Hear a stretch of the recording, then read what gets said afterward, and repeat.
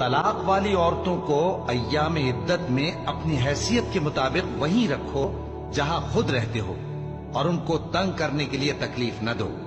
اور اگر وہ حمل سے ہوں تو بچہ پیدا ہونے تک ان کا خرچ دیتے رہو، پھر اگر وہ بچے کو تمہارے کہنے سے دودھ پلائیں تو ان کو ان کی اجرت دے دو،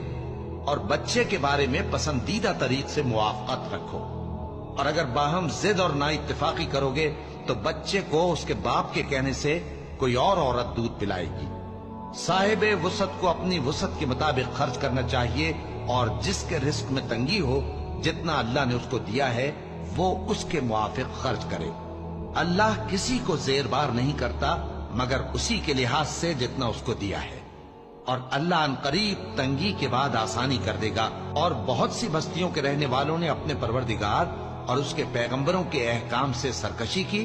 تو ہم نے ان کو سخت حساب میں پکڑ لیا،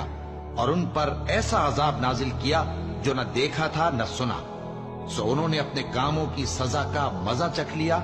اور ان کا انجام نقصان ہی تو تھا۔